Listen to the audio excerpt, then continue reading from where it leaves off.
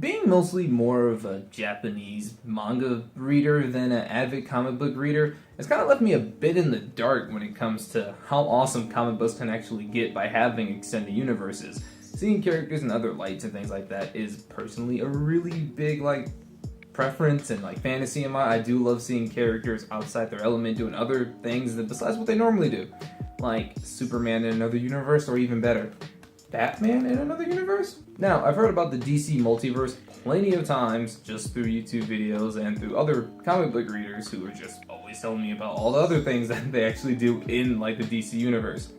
Never have I actually read one though. This is Batman the Drowned, with probably one of the sexiest comic book covers I've ever seen, which enticed me to buy it in the first place when I was visiting my local and not so local, too far to drive to every week comic book shop.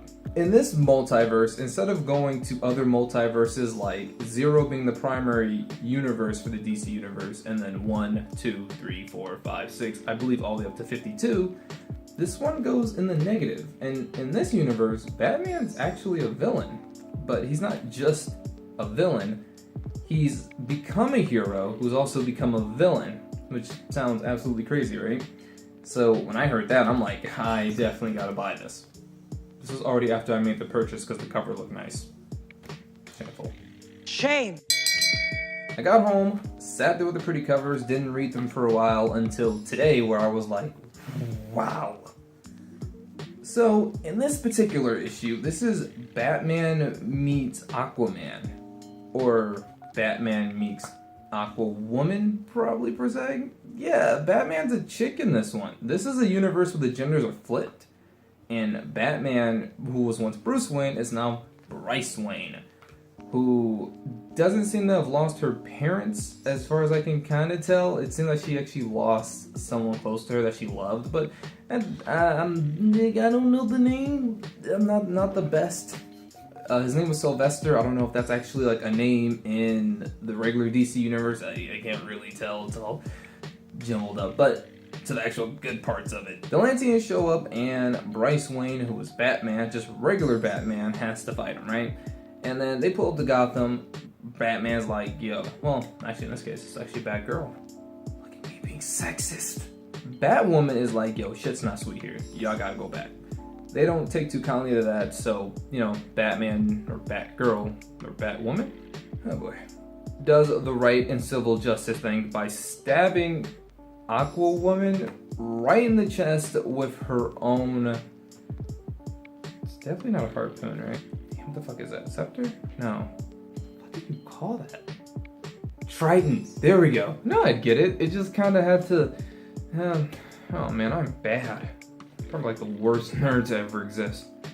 But then for whatever reason after that, I think the Atlanteans kind of win and whatnot, but Batman doesn't want Batwoman, Batgirl does not want to take that L, so she becomes this creature by doing surgery on herself to where she can breathe underwater, and then she breeds her own super fish army on steroids, and then beats the Atlanteans, takes back Gotham. Gotham's underwater, and her water, her rules, this kind of thing she keeps saying, which is really cool.